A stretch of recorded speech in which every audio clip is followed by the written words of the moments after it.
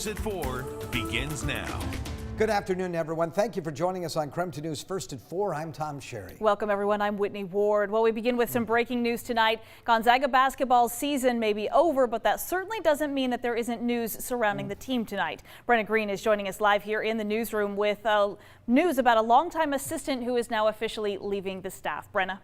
Yeah, several outlets are reporting that Tommy Lloyd is leaving Gonzaga to become Arizona's next head coach. This seemed like a dumb deal last week, but former Wildcats players were not happy with this plan and, well, for lack of a better term, mucked up the search a bit. They wanted a former player to get the head coaching job. Tommy has been key to Gonzaga's rise as he recruited nearly every international player the Zags have brought in. Yes, that includes the likes of Domas Sabonis and Rui Hachimura. The program has not officially announced Tommy as the head coach yet. Also, details of his contract are not yet public. Tommy did have a clause in his contract at GU that he was the head coach in waiting, but with Mark Few not slowing down anytime soon, this move is not surprising. Best wishes to Tommy. Back to you guys. Certainly big news, and we'll follow those developments as they come. In the meantime, we also have more breaking news to get to at this hour. A 15-acre brush fire has now shut down State Route 27 from Palouse Highway to Dishman-Micah Road. So fire crews are battling this fire on the ground and from the air. Our Morgan Trow is on scene. Morgan, what can you tell us? Tom, Whitney, I'm actually here with Fire District 8's Lonnie Rash, who is going to fill us in on sort of everything that's been going on. Thank you so much for speaking with me. You know, this has been multiple brush fires in the area. Can you tell me a little bit about, what's been going on and how many crews are here? Sure. So this particular one, we were dispatched for a fire on Highway 27 at about 1:45-ish. First crews arrived, said that they had a wind-driven fire, was on both sides of the road, and they called for multiple resources.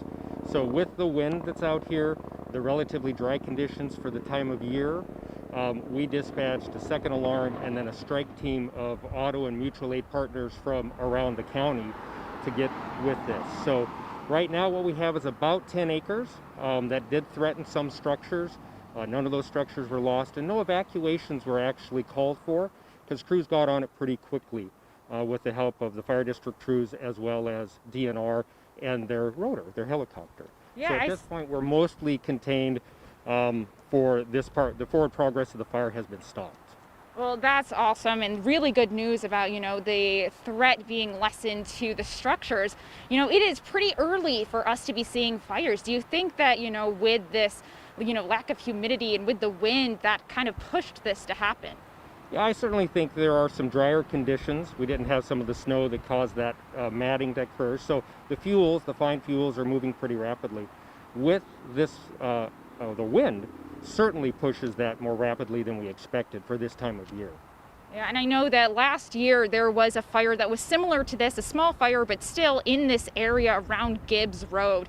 I know a lot of residents around the area think that this could be due to the old train tracks. Do you think that there's any validity in that? Do you think that the train could be responsible for some of the fires that have been happening in the past couple years? So we did have a fire here last year. It was in July, not this early in the season. At this point, the fire's under investigation. It was on both sides of the road, and we just have not pinpointed the point of origin because of the wind had pushed that fire quite a ways until we got here. Well, thank you so much, and I hope everyone stays safe and this gets out soon. And I know that we'll be watching this overnight. Thank you so much. Morgan Trout reporting on Palouse. The road is going to be closed for a little bit longer, so we'll be aware and we'll be telling you about that in the status of it. Reporting live, Morgan Trout, KREM 2. All right, Morgan, thank you very much. And Tom, of course, when we talk about the wind, we knew that that was going to be a factor today. Certainly not necessarily thinking we'd be talking about wildfires just yet. Yeah. But talk about the winds. Are they going to die down, or do we have several more hours to go? Well, I'm happy to report they are going to die down in the overnight hours. So yes, several more hours to go. Matter of fact, take a look at the windy conditions that are down there. Again, this is about 5 miles south of the Spokane Valley. Temperatures are in the mid 60s, and you can see the wind gusting out of the northeast at about 24 miles per per hour. So it's a very steady wind, but we will see decreasing wind in the overnight hours. And then we'll be back to more of that 5 to 10 mile per hour winds as we get into tomorrow. You can see how windy it was across the area. These are some of the peak wind gusts. So down in the Palouse around Pullman, 32 mile an hour wind gusts. Same in Spokane. We had a 40 mile per hour wind gust up in the Deer Park area, 37 in Sandpoint. So yes, it has been blowing again today. And of course, that's not great for fires. And we certainly don't like to see them happening this early in the season. Out at the Spokane Airport, you see winds currently out of the east-northeast at about 18 miles per hour. It is also 64 degrees. When we take a look at the day planner forecast, decreasing wind, mostly clear skies tonight with a low of 38, sunny and warm tomorrow with a high of 67, and we get really extraordinarily warm temperatures for this time of April. It's more like late May into early June weather. We look for temperatures in the low to mid 70s for this Saturday and Sunday. I'll check your 7-day forecast coming up in a few minutes. All right, Tom, thank you very much. Starting tomorrow, everyone 16 and older will be eligible for the COVID-19 vaccine here in the state of Washington. This comes several weeks before President Joe Biden's mandate of making that vaccine available for the general public by May 1st. So one of the main places here in the Spokane area to get the vaccine has been and will continue to be the Spokane Arena mass vaccination site. And it was open today for walk-ins. Many people were getting their second dose and said the process has been simple. After getting the first shot, I was a lot less stressed about it, and I keep telling people, hey, it's not as stressful as you think it is. It's not. I compare it as like you don't even think about it, honestly. And new at 5 tonight, we'll have more on how crews there at the arena are preparing for tomorrow's expanded eligibility. We'll also have more on the process of getting a vaccine appointment. Tomorrow, when vaccine eligibility expands for Washington, Johnson & Johnson vaccines will not be available. All 50 states have suspended the use of the vaccine. This comes after at least 6 reports of blood clots in the more than 7 million doses that have already been administered. Today, the CDC Advisory Committee on Immunization Practices is voting on whether the Johnson & Johnson's COVID-19 vaccine should continue to be used in the United States. The panel made up of medical personnel have also said that they are also tracking this as well. By the way, the CDC does say it's working to rapidly investigate the incidents and are looking into whether there may be additional cases. While causality has not been fully established between these very rare events and the vaccine, we recognize these events could represent an important potential risk with the Janssen vaccine. So the CDC did say it's rapidly working to investigate and again looking into whether there may be even more cases they don't yet know about. And we do have some news for your kids, and that's certainly something they might welcome. Today, Washington's Superintendent of Education announced that students will not be taking the state's standardized test this spring. The state has not been granted a federal waiver for the federally mandated Smarter Balance test, but the superintendent was able to move the test to the fall of next school year. He says testing this spring just doesn't support students' mental health and isn't the best use of a school's limited in-person instruction.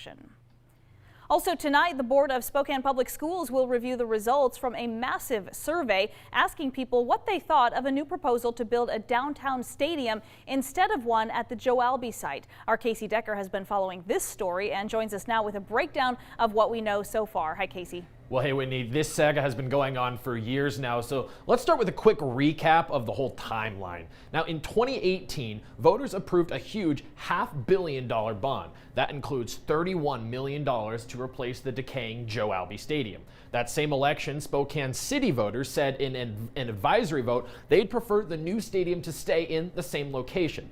And a few months later, the board voted to go with the voters, and they authorized a new stadium at that Joe Albi site.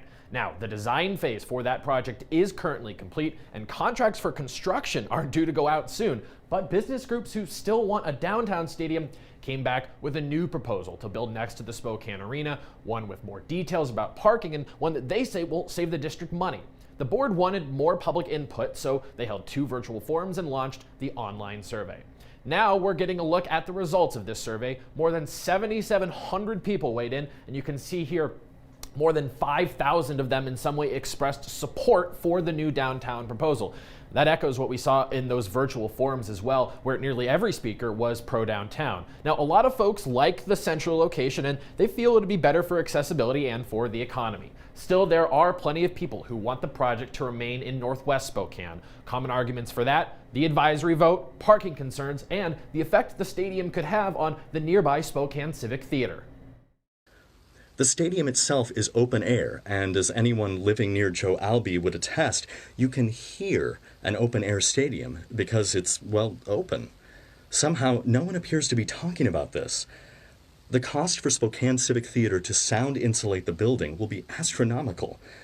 Blaring loudspeakers and cheering soccer fans, again assuming there are any, mere yards away will have a profound detrimental impact, not just on Civic, but everyone in the area. And I should also note, he there was speaking for himself. The theater as an organization is not taking a formal position on the proposal. So anyway, tonight the board will review and possibly discuss these survey results, but there is no action item listed, meaning we're not expecting any sort of vote tonight. However, this may be our first real opportunity to see what the board members' thoughts are on this new proposal. They really don't have much time left to make a decision given how far along the existing project is. Whitney, Tom? It will be interesting. Casey, thank you very much for the update tonight. Well, a candlelight vigil is planned for this evening to honor the life of a young Spokane mother who lost her life over the weekend in a suspected case of domestic violence. And coming up after the break, we've got the latest information on the case, plus what to know about that vigil. Also, a live interview with resources here in our community to help deal with domestic violence. KREM 2 News. We'll be right back.